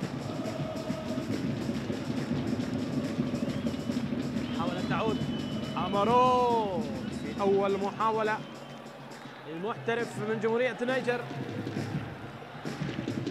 السابق للترجي ملعب تونسي الاتحاد المنستيري مولودية واجدة هنالك في المغرب. وإنما كرة تلعب من جعفر شنيشل. إياس عباس والكرة تعود مرة أخرى كيسندا لوفيلو. 20 دقيقة أو أقل ما تبقى على نهاية الوقت الأصلي، ولا زالت النتيجة في تقدم القرمة بهدف لمؤمل عبد الرضا. إلى الأمام بناء المباريات الأخيرة على ملعب تخيل هو في دقائق الأخيرة وآخر اللحظات الجولة 16 تعادل مع دوكيا. المنتدى خسر من الكهرباء. مباراة كارثية خسر هنا من نوروز. وآخر اتصال كان في درب البصرة في الجولة 14 على نفط البصرة بهدفين مقابل لا شيء. التدخل الذي كان على دالي من حيدر سالم وإبعاد الكرة الأخيرة. الجمهور اشتاق إلى تحقيق الانتصار. العاشق المحب والمحاولة التي تعود في الخلف. قطع من محمود خليل. هنا أخذ الكرة روس. يوسف راح. يوسف وقع في الأوفسايد. يوسف يتقدم. أمارو بغرابة من يوسف أمارو المحترف يضيع والكرة إلى خارج أرضية الملعب الآن. مع ماذا؟ مع وجود الراية والتسلل. يوسف وقع في المحظور وضيع كرة. كيسندا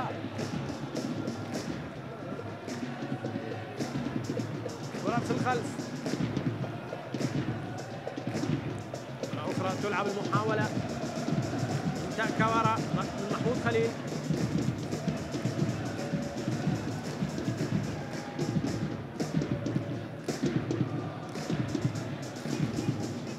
فرصة وكرة. ياس يلعب الكرة إلى الأمام. علاء عبد الزهرة. مهند مع علاء. مهند فكر بحل صعب. لذلك كرة تذهب إلى خارج أرضية الملعب.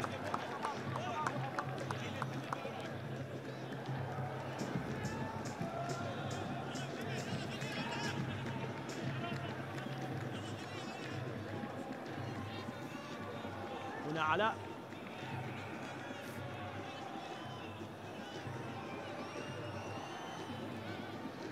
ضيع الكثير من الفرص في مباراة اليوم علاء عبد الزهرة. كرة عالية تصل إلى الأمام وصافرة من السيد واثق محمد يعلن عن مخالفة. تحدث مع كارو.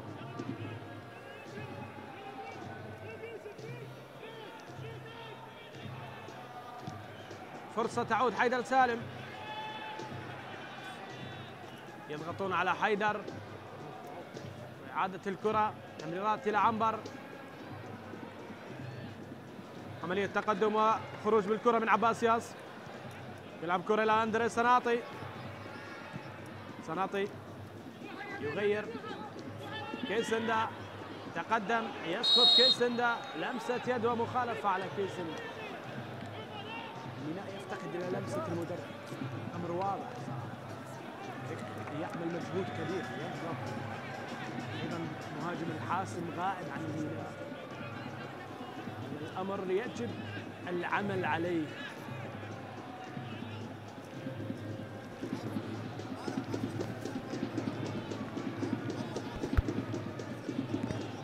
شاء الله يعود فريق الميناء إلى سابق عهده.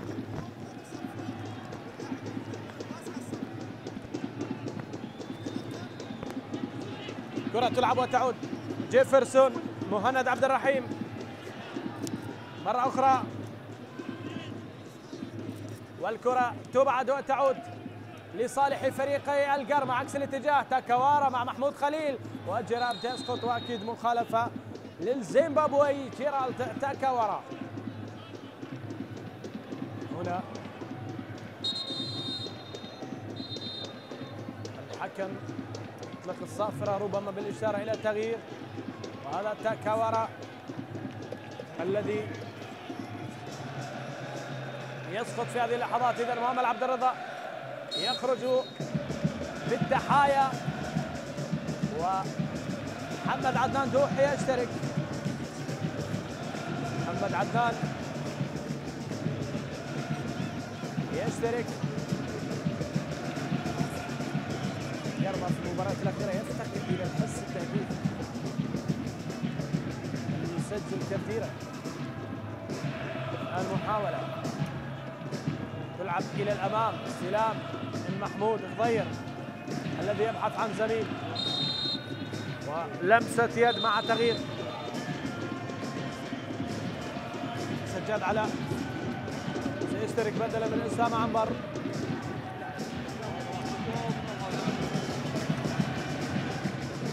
اليمني يغادر، وأيضا حميد الطائي ربما بدلا من سناطي او كيسن. لا، سناطي يغادر، وحميد الطائي يشترك الان.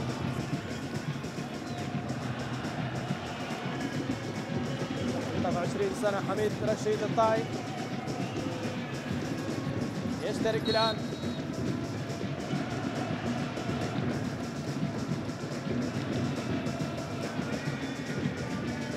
خروج لعنبر، وخروج ايضا في نفس التوقيت لاندري سناطي.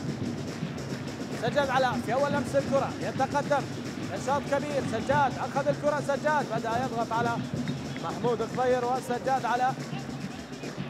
هنا الكره تعود مره اخرى، والمحاوله تصل لصالح حميد الطائي. عملية المرور كيسندا،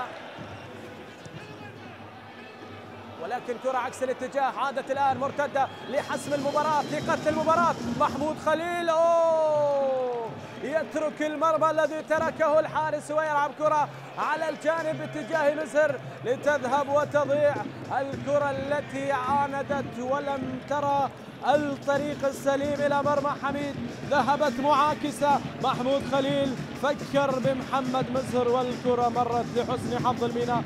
لا زال الأمر قائم، يعني إمكانية تحقيق التعادل وقلب الموازين، هذا الشيء قائم. عمادو يوسف يتقدم، المحاولة الآن، الفرصة تأتي، والكرة تخرج إلى خارج أرضية الملعب. أمرو، والسلامة لحيدر سالم.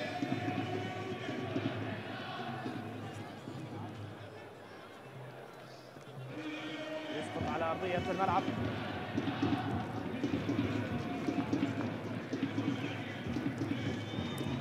هنا حيدر ومع أمرو.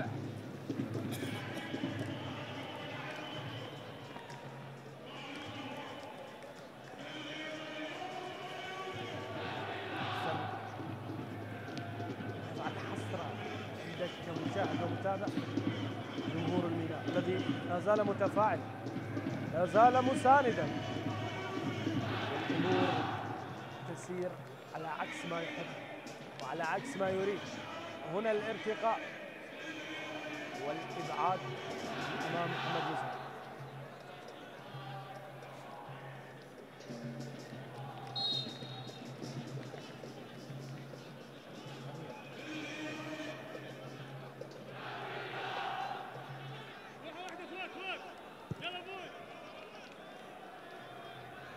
كرة تلعب إلى الأمام. محمود خليل فرصة ثانية لكن تكاورا يبعد كرة إلى خارج أرضية الملعب. تدخلات المدافع الزيمبابوي أتت بثمارها في كثير من الكرات، أنهى على الخطورة، وهذا يوسف أمارو. والكرة الآن عند محمد مزهر.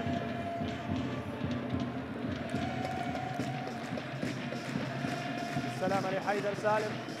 هذه كرة عالية، تدخل ودافع والحكم لا يرسل إلى شيء، بينما محاولة تعود شاب مع إعادة الكرة من كارمو، يعيدها إلى الخلف مرة أخرى إلى محمد حميد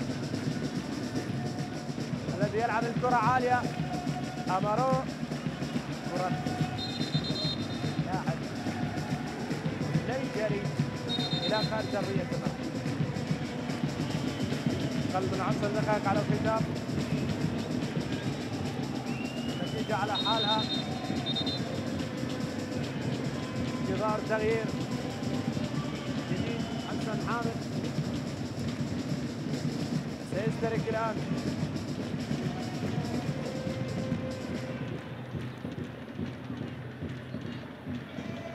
كرة إلى الأمام تلعب بحث عن سجادة على التدخل الذي كان في لقطة جانبية. هنا المحاولة يا محمود يا خليل، أتتك الفرص وإن لم تستثمر فالميناء قريبين من العودة.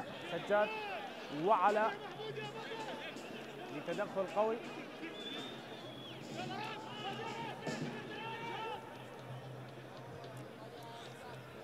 فرصة تعود،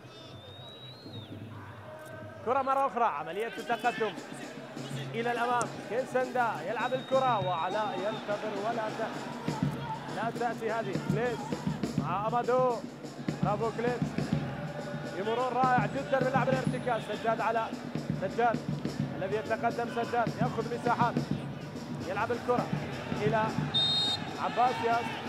السيد واثق محمد يوقف الهجمة لوجود تسلل. اللقطة الماضية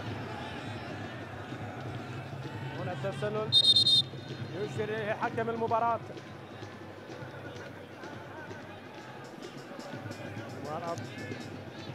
هنا تسير بال1-0، وهذه لقطة عودة سجاد علاء من الأوفسايد مع مهند وعلاء. ثلاثي كان في التسلل، بينما هنا تدخل على مصر والحكم اعتبره شرعي. بينما أمادو، يوسف وشاب رزاق، كارمو يتقدم، يلعب الكرة إلى كليتش، مرتد الآن لصالح الميناء. سجاد يأخذ كرة لكن مودر ضيق بالتوقيت بالتالي. بينما كرة عملية الهروب الآن، الفرصة للثاني لقتل المباراة، لقتل المباراة. الله، جول للبديل محمد عدنان، يضع الهدف الثاني، يضع الكرمة في تقدم مرة ثانية لينهي على أحلام عودة الميناء، لينهي على أحلام عودة السفانة. ومحمد عدنان ينهي الأحلام من أجل العودة، وبالتالي الانتصار يؤكد للقرمة. أول انتصارات خلف، كرة كشفت كل الخطوط، وعدنان مرة من جعفر، عدنان وضع الكرة في الشباك. لاحظ هنا عملية تمرير ممتازة، مرور رائع وكرة في المرمى لهدف ثاني، لخبر ثاني، لتأكيد ثاني بأن المباراة حسم أمرها لصالح القرمة، وعدم استغلال الفرص يتحمل هجوم الميناء. وهذا كل الذي ضاع، يجازون بهدف لينتهي الأمر مع انفجار وفرحة لأحمد خلف. تعادل مع دهوك، انتصار الآن على الميناء في الطريق لأن يكتمل، وبالتالي تعادل كان مع الكهرباء وانتصار قادم على الميناء. إذن في انتظار تأكيد الهدف، محمد عدنان سجل حديث واعتراضات وماذا، بطاقة صفراء على إكليتش من السيد واثق محمد. هنا على عبد الزهراء والحديث مستمر.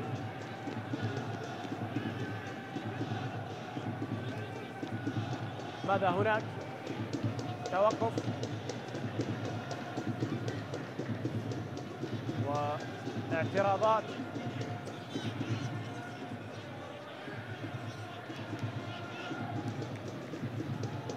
خسارة جديدة على ملعبه بعد الخسارة أمام نوروز. الآن يخسر أمام القرمة وبدأ الميناء بالهبوط. تخيل أن القريبين لم يلعبوا، نفط البصرة لم يلعب مباراته، وكربلاء لم يلعب مباراته. الكرخ الذي فاز على ديالا، هذه كرة تلعب والمحاولة تصل إلى رمية جانبية. كل القريبين يعني نفط البصرة قادر على مساواة الميناء بالنقاط، عنده 17 نقطة، وحسن أحمد حقق الانتصار مع كربلاء في مواجهته أمام القوة الجوية، سيصل إلى النقطة 18. كل هذا ضغط على نادي الميناء. فريق بدأ عليه أن يجد تغيير. يوسف همدو يلعب كرة تصد بحيدر سالم، طبيعي تصادم حتى وان اصطدت فاليد في وضع طبيعي وموضع طبيعي، والحكم أشار إلى الاستمرار. بينما الكرة تلعب الآن، فرصة للثالث، فرصة للثالث الآن، قد يأتي الثالث، والكرة محمد عدنان يسدد، ترك الجميع واختار نفسه والآن يسدد كرة. ضاع الهدف الرابع، ضاع الهدف الرابع، سجل في الشرطة، سجل في الحدود، سجل في نفط البصرة، والآن يسجل في الميناء. وهنا تسديدة لكن جعفر الجيش البارع في التصدي. هنا المحاولة محمد مزهر، والكرة تلعب إلى شاب. مباراة كبيرة لشاب مع محمد مزهر، حرية أعطاها السيد أحمد خلف لهؤلاء حتى ترى النسخة الجميلة لهذين اللاعبين. هنا محاولة ضيق يوسف همدو، إمكانية لاعب كبير يوسف همدو واضح. وهنا كرة تلعب لكن ارتقاء في وقتها، والمحاولة فيها سقوط. الحكم لا يشير إلى شيء. محمود خليل، محمود مع محمد عدنان، الكرة تلعب الآن، المحاولة على الطرف، والقرمة يتركون محاولة الهجوم ويلعبون الكرة إلى الخارج للاطمئنان على الزميل. بينما إمكانية بطاقة حمراء، هل تأتي الآن؟ يعمل تشيك في الفار، وبطاقة صفراء على محمد الباقر كريم.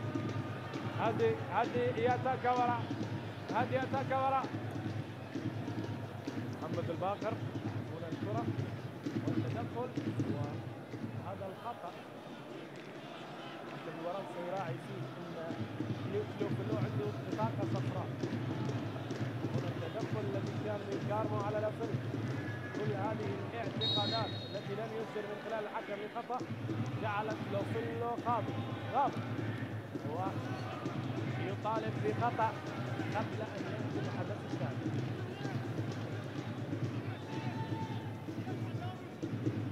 هنا كرة مرة أخرى ومحاولة تلعب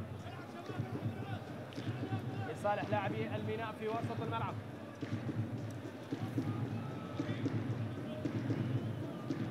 ياس حميد الطائي، خطأ عليه حميد على كرم ولف له مع تغيير في هذه اللحظات. حيدر سالم يبدو أنه لا يمكن أن يكمل المباراة.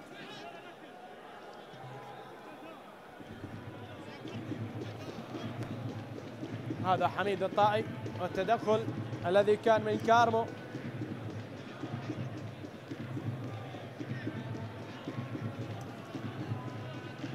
حسن حامد يشترك مع لاعب آخر حيدر سالم.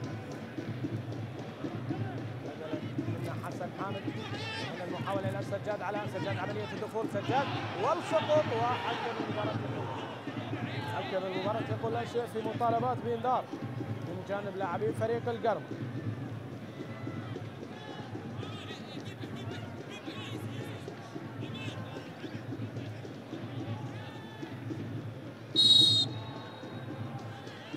هنا السقوط الذي كان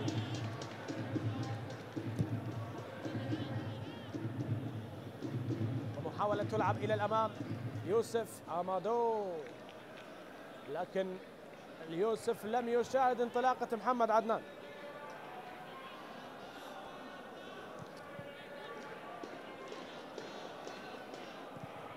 كرة تلعب عالية إلى الأمام. جيفرسون يلعب كرة جيفرسون، حول إلى الأمام، تعود الكرة مرة أخرى في الخلف عند جعفر جليشن. جرما يتقدم إلى المركز الثاني عشر والحادي عشر، لأنه سيتفوق على النجف في المواجهة المباشرة. فاز الجرما بال1-0، لذلك يصبح بالمركز الحادي عشر بعد هذا الانتصار. 5 دقائق وقت مضاف. يعطي حكم مباراة الدوري السيد واثق محمد. حمادو يوسف ياخذ كرة أمام كليتش لوفلو. المحاولة ما بين الغابوني والنيجري، والكرة إلى خارج أرضية الملعب. أحمد خلف يتحدث مع أمادو.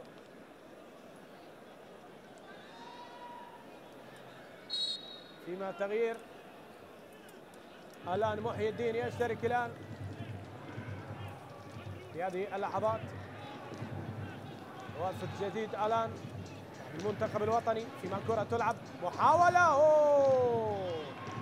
كرة هدف ثاني ولكن تدخل في وقته ثالث، والتدخل كان من حارس المرمى. مرت الكرة وذهبت، وهنا محاولة تعود إلى محمود خليل.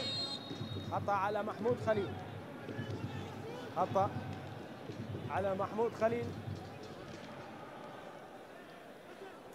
والكرة التي تلعب الآن إياس عباس حسن البديل يلعب كرة. مواهب في الميناء لا تنتهي ولا تقف عند حد معين، هذا واحد من المواهب. الآن كرة تلعب، حميد الطائي يحاول فيها حميد حسن، يخرج يستلم، جرأة، ثقة، كل شيء. وهنا محمد حميد يغادر مرمى. محمود خليل لا ينجح في الكنترول. يوسف أمادو أخذ الكرة الآن. يوسف هذه لا يقطع فيها أمادو، يلعبها بشكل ممتاز إلى محمود خليل وكليتش لوفلو. ضاعت الكرة ما بين المحاولات. الميناء المباراة القادمة سيواجه الحدود في الجولة 20.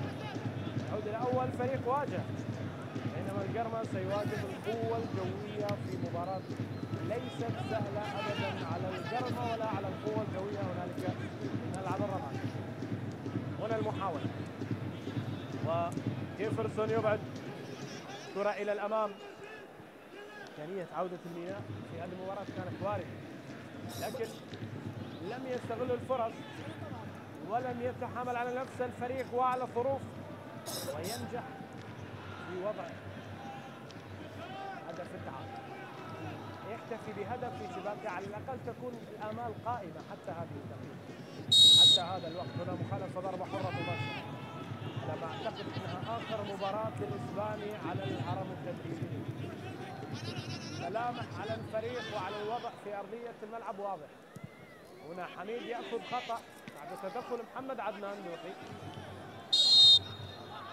إذا الكرة لعبت مباشرة وصلت إلى محمد حميد. المباراة انتهت وفريقك متقدم بهدفين، لذلك لنكمل المباراة. لاحظ هنا انتصار سادس لفريق الجرما. وهنا كرة تلعب لأجل هدف جديد، لأجل هدف ثالث. محمد عدنان لمام تاكا وراه. محمد عدنان الحل الفردي. دوحي يفكر بأحد، يعيد الكرة في الخلف، لكن خطأ عملية التكنيك. وهنا المحاولة، ترابط الكروي لم يكن حاضر. هنا محاولة أخرى للميناء. مهند عبد الرحيم على عبد الزهرة من المباراة كاملة على، والآن الفرصة تعود. تورنادو وعلاء ومهند يعتمدون في انتظار وصول الوافدين، فريق فيه غياب. تعاقدات في الميناء حضرت وهم ينتظرون وصول اوسينوثوي وويزيري شونتنبو. هنا كرة إلى محمد حميد، لم يصلوا بعد. وما مجتبى علي غاب على المباراة الورقة الحمراء. آخر محاولة وكرة تصل. محمد عدنان مع تاكا وراء، بدنيا تاكا وراء لا يمكن أن يقارع، وهذه محاولة تلعب الآن. عودة كرار جعفر ومسلم موسى ومحمد غالب من المهمة الوطنية، وعودة حسين عامر وسالم أحمد. الأمور ربما مع تغيير جديد سيكون الوضع مغاير في الميناء. إذا أيها الأحبة، أيها المتابعون، الحكم الدولي السيد واثق محمد ينهي أحداث هذا اللقاء. القرمة يتقدم إلى المركز 11 ويصبح لديه 24 نقطة، والميناء يتراجع إلى المركز 15 ويبقى ب20 نقطة. إلى هنا أترككم في أمان الله وحفظه، وإلى اللقاء في مواعيد قريبة.